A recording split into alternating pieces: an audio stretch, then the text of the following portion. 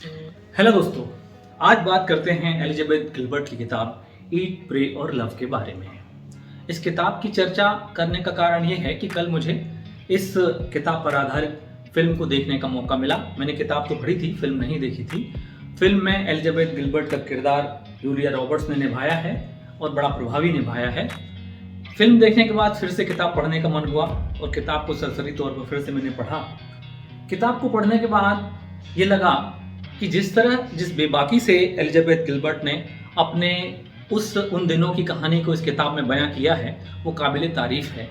और कहीं ना कहीं हम सब उस भटकाव का शिकार होते हैं जो रिश्तों में, रिलेशनशिप में एक दरकार होती है हमें, और हमें पता नहीं होता कि वास्तव में हम रिश्ते से क्या चाहते हैं। और हमारी चाहतें, अपेक्षाएं तो बहुत होती हैं, पर हम दे क्या रहे हैं इस पर शायद ठीक ठीक हमारी नज़र नहीं होती, और फिर हम खुद उसको लेकर जजमेंटल होते जाते हैं और रिश्ते एक के बाद एक असफल होते चले जाते हैं।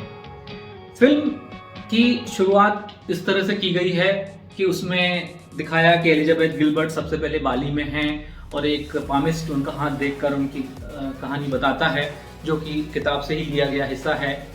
उसके बाद में फिर वो फ्लैशबैक में आती है अमेरिका में उनके पति हैं, जहाँ उनका बड़ा सेटल जीवन है। वो एक लेखिका के रूप में बड़ा अच्छा कैरियर में काम कर रही हैं। उनका अच्छा खासा मकान है, पति हैं, और पति जैसा कि सभी चाहते हैं परिवार को आगे बढ़ाना चाहता है। लेकिन एलिजाबेथ इस ऊहापोह में है कि वे आखिर जीवन से चाहती क्या है, उनकी लाइफ में क्या वे यही सब चाहती हैं। उनके मन में संतोष नहीं है, सुख नहीं है, शांति नहीं है।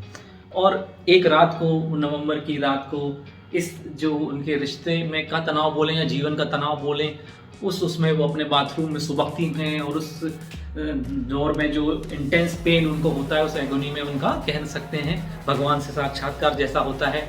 कुछ महीनों में वो उस त्रस्त रिश्ते से, उस शुष्क रिश्ते से बाहर निकल जाती हैं।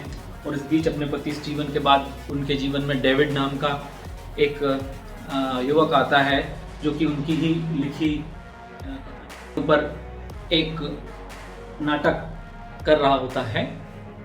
डेविड के साथ उनका रिश्ता कुछ समय चलता है, लेकिन वो भी बहुत लंबा नहीं चल पाता। और डेविड के बाद वो फिर आती हैं इटली में। जैसा उनकी खुद की जुबान में कहें तो उन्होंने कहा कि वो यहाँ से अपने जीवन को 3 हिस्सों में बांटती हैं, ईट, प्रे और लव। ईट वाला हिस्सा वो हिस्सा जो इटली में उन्होंने बिताया, प्रे वाला वो हिस्सा जो हिंदुस्तान में उन्होंने बिताया, और लव वाला वो हिस्सा जो बाली, इंडोनेशिया में उन्होंने बिताया।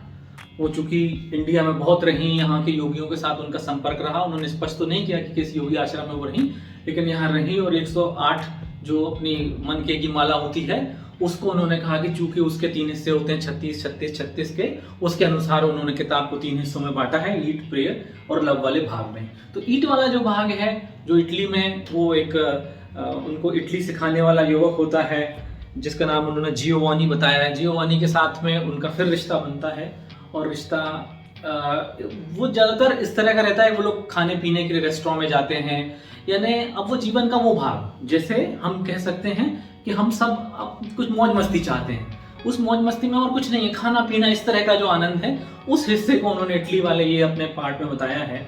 वो दुभाषिया है जियोवानी, उसके साथ उनका रिश्ता है, अच्छा रिश्ता है, लेकिन वो सिर्फ इस तरह का है जहाँ कोई ऐसा आत्मिक संबंध या दिल का संबंध नहीं है, लेकिन एक दोस्ताना, या कहें कि बस ऐसे मस्ती मजाक वाला एक मित्र वाला रिश्ता है।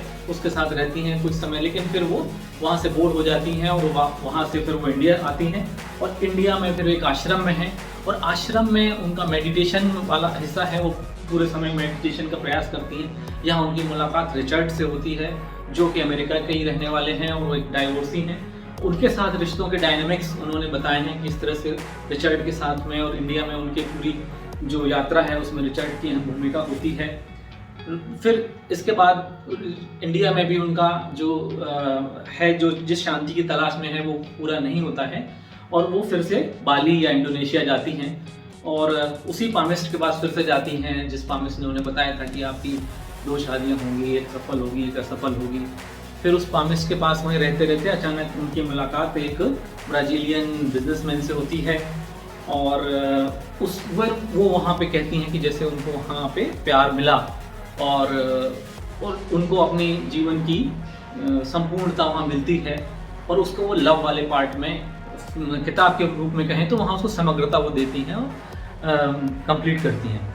लेकिन जो पूरी किताब में बातें बताई हैं, जिसके कारण से ये चर्चा मैं आपसे कर रहा हूँ और जिसके कारण मैं चाहूँगा कि आप भी किताब या इस तरह की कोई किताब पढ़ें और उसको अपने संदर्भों में सोचें, समझें और जीवन के विषय में विचार करें।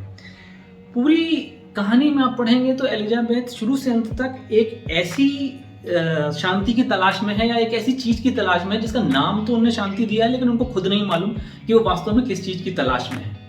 आप अगर भारतीय संदर्भों में देखें तो हमारे जितने भी आध्यात्मिक साहित्य हैं उसमें हमेशा ये बात कही गई है कि कस्तूरी कुंडलनी बसे और मृग ढूंढे बन माही।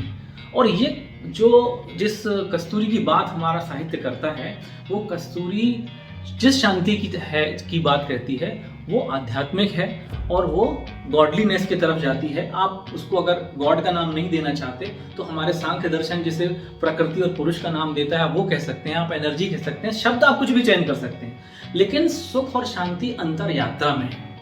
उस विराटता में, जो समुद्र की विराटता में एक बूंद की लघुता है, उसमें अपने आप को स्वीकार करने में जब आपको ये समझ आता है कि इस बड़े संसार में, इस तमाम फैले समय के असीम विस्तार में आपकी हैसियत कुछ नहीं है, आप सिर्फ रोल प्ले करने आए हैं और हर क्षण का आनंद लेना और उसमें अपने आप को पूरी तरह झोंक देना ही आपका काम है, तब आप जीवन की सार्थकता को प्राप्त कर पाते हैं।